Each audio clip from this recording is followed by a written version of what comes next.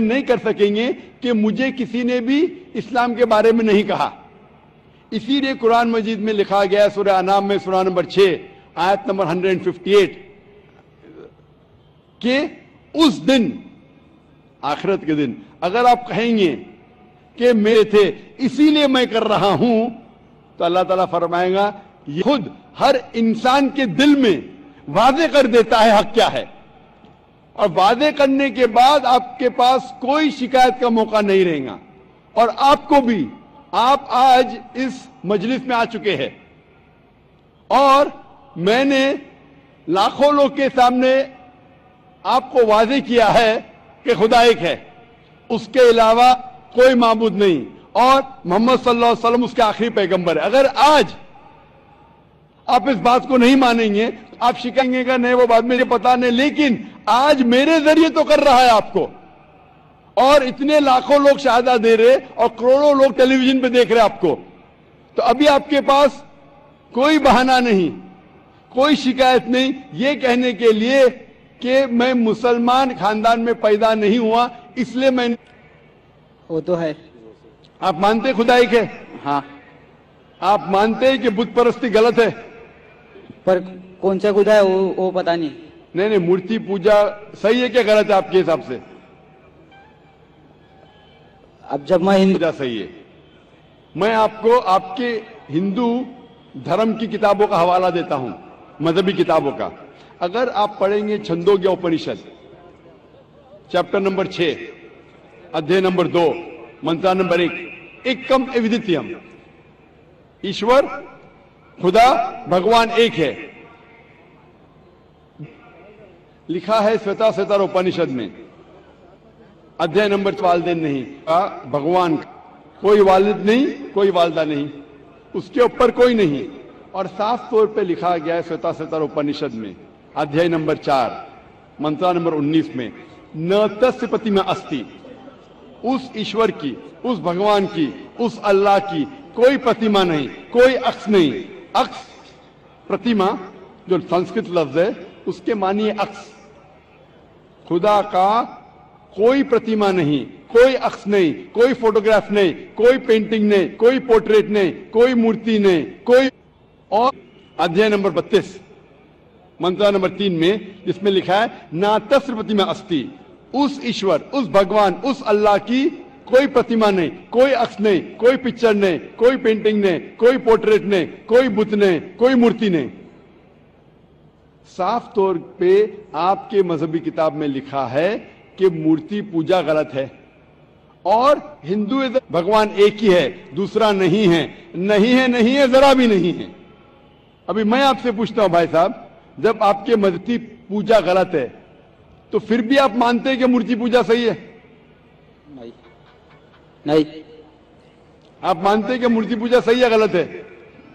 پھر غلط ہے. آپ مانتے ہیں کہ خدا ایک ہے؟ ہاں. آپ مانتے ہیں کہ مورتی پوجا غلط ہے؟ ہاں. آپ مانتے ہیں کہ اس خدا, اس ایشور, اس اللہ کے آخری پیغمبر محمد صلی اللہ علیہ وسلم ہے؟ سوری, اور آپ اگر مسلمان بن گئے تو وہ نہیں, انسان کو تو شیطان ہی بھڑکاتا نا.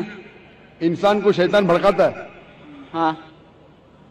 تو اگر میں مسلمان بن گیا اور غلط کام کیا تو میرے واسطے مسلمان کا نام خراب ہوا, تو اللہ کیا مجھ کو معاف کریں گے؟ بھائی صاحب کا سوال جو سمجھ میں آ رہا ہے مجھے, میں درخواست کروں گا آڈیو ٹیکنیشین سے اگر میں مانیٹر اسپیکر کو صاف کر سکے. تھوڑا پرابلم بھی رہے گا. آڈینس کو صاف سننے میں آ رہا ہے, مجھے سننے میں نہیں آ رہا ہے کیونکہ مین اسپیکر ہے, تو میں ریکویسٹ کروں گا آڈیو ٹیکنیشین سے کہ اگر جو مانیٹر اسپیکر اسے صاف کرے. اگر میں مسلمان بن گیا اور شیطان تو کیا اللہ تعالیٰ مجھے معاف کرے گا؟ بھائی صاحب کا اچھا سوال ہے کہ اگر وہ اسلام قبول کیا اور شیطان نے بھڑکایا, اس نے غلط کام کیا, تو کیا اللہ معاف کریں گے؟ دو چیزیں ہیں. ایک انسان ہے جو اسلام قبول ہی نہیں کرتا ہے. جو انسان اسلام قبول ہی نہیں کرتا ہے, نہیں مانتا ہے کہ خدا ایک ہے, بت پرستی کرتا ہے, اللہ کے آخری پیغمبر محمد صلی اللہ علیہ وسلم نہیں مانتا ہے, اس کے لیے 100% وہ جنت میں نہیں جا سکتا ہے. 100%, کیونکہ وہ ईश्वर के अलावा दूसरे की इसकी इबादत करता है, जो मानता है कि मूर्ति पूजा गलत है, मानता है कि मोहम्मद सल्लल्लाहु अलैहि वसल्लम आखिरी पैगंबर है और गलत काम करता है। हो सकता है कि झूठ बोलता है, हो सकता है कि चोरी करा, हो सकता है वो शराब पी रहा है, ये गलत है, हराम है। लेकिन फिर भी अगर वो बुत परस्ती नहीं करता है, अल्लाह ताला फरमाते सूरह निसा में सूरह नंबर 4 आयत नंबर 48 में और सूरह निसा सूरह नंबर 4 आयत नंबर 116 में कि अल्लाह अगर चाहे तो आपके कोई भी गुनाह को माफ कर सकता है, कर सख्त में जाने की कोई भी चांस नहीं है। इसीलिए अल्लाह ताला फरमाते हैं कि जब मेरे बंदे सारे दिन गुनाह करते हैं, गलत काम करते हैं, लेकिन जब रात को तौबा करते हैं तो मैं उन्हें माफ कर लेता हूं। मेरे बंदे अगर रात को गुनाह करते हैं और दिन में तौबा करते हैं तो मैं उन्हें माफ कर लेता हूं, क्योंकि अल्लाह सुब्हाना व तआला रहमान और रहीम है, वो रहमत वाला है और करम करने वाला है। आप अगर गलतियां करेंगे, अगर शैतान भड़काएगा तो पढ़ो औज़ु बिल्लाहि मिनश शैतानिर रजीम। जब आपको पता है कि अल्लाह दुआ करेंगे, अल्लाह माफ करेगा, फिर से आप गुनाह करेंगे, फिर से माफी मांगो। अल्लाह रहमान और रहीम है, जब भी माफी मांगो सच्चे दिल से मांगो, इंशाअल्लाह अल्लाह आपको माफ करेगा। और अगर आप बुत परस्ती से दूर है, ये सबसे बड़ा गुनाह है, तो आपके हाई चांसेस है कि आप जन्नत में जाएंगे। तो अभी मैं आपसे पूछना चाहता हूं। हाँ सर, एक सेकेंड सर, क्या सिगरेट भी पीना हराम है? कुरान में नहीं लिखा है लेकिन हराम है। अच्छा, यही पूछना चाहिए था, क्योंकि हमारे यहाँ जो है सेक्टर में शराब पीना तो साफ तौर पे कहा गया कुरान मजीद में, सूरह माइदा सूरह 590 में क्या कुरान मजीद में इसका जिक्र आता है, सूरह बकरा में सूरह नंबर 2 आयत नंबर 195 कि अपने हाथ से अपना खुद कत्ल मत करो, सुसाइड मत करो। आज की साइंस कहती है कि टबैको के वजह से, सिगरेट पीने के वजह से हर साल वर्ल्ड हेल्थ ऑर्गेनाइजेशन हर साल 40 लाख लोग मरते हैं सिर्फ सिगरेट पीने की वजह से। दुनिया में दूसरे नंबर पे आता है शराब के बाद, तो सबसे ज्यादा मौत होती है कोई चीज पीने या खाने की वजह से, वो है सिगरेट। तो क्योंकि पहले लोग को पता नहीं था कि सिगरेट इज स्लो पॉइजनिंग, तो कई उलमा कहते थे मकरू है। आज 400 से ज्यादा फतवे है सऊदी में, इजिप्ट में, जो कहा गया है कि सिगरेट पीना हराम है। अभी जो लोग को लत लग गई है, हम अल्लाह से दुआ करते कि अल्लाह उन्हें हिदायत दे। लेकिन अगर कोई मुसलमान गलत कर रहा है, उसका मतलब नहीं कि आपको भी करना चाहिए।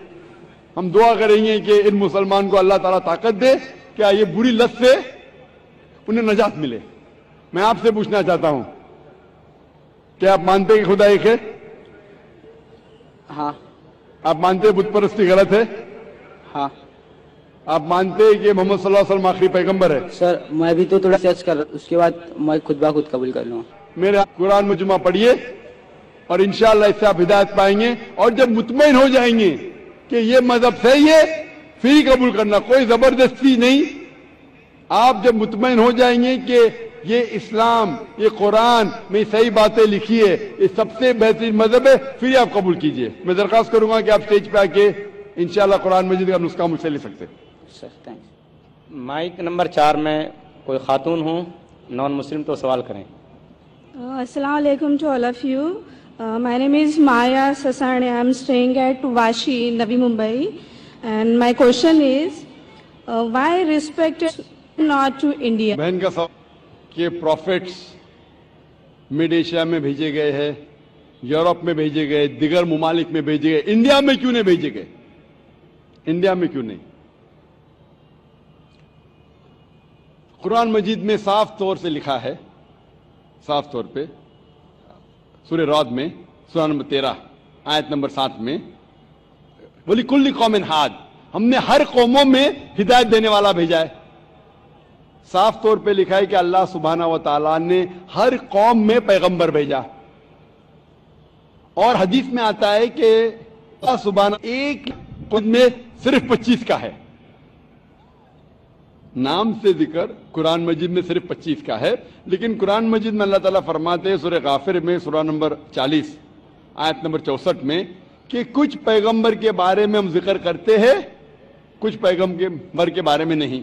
تو سارے پیغمبر کا ذکر کرنا قرآن مجید میں ضروری نہیں، تو یہ قرآن مجید اتنی بڑی کتاب ہو جاتی ہے، بلڈنگ سے بھی بڑی۔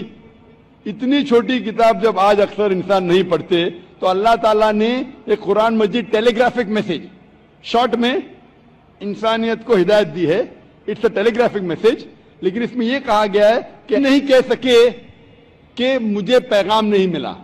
انڈیا میں بھی پیغمبر محمد صلی اللہ علیہ وسلم کے پہلے آئے، ان کا پیغام محدود تھا صرف ان لوگوں کے لیے جہاں ان نے پیغام دیا۔ جتنے پیغمبر بھی آخری پیغمبر محمد صلی اللہ علیہ وسلم کے پہلے آئے، ان کا پیغام محدود تھا صرف ان لوگوں کے لیے، لیکن کیونکہ محمد صلی اللہ علیہ وسلم آخری پیغمبر ہے اور اس کے بعد کوئی بھی پیغمبر نہیں آئیں گے، اس کا ذکر ہے سورہ احزاب میں،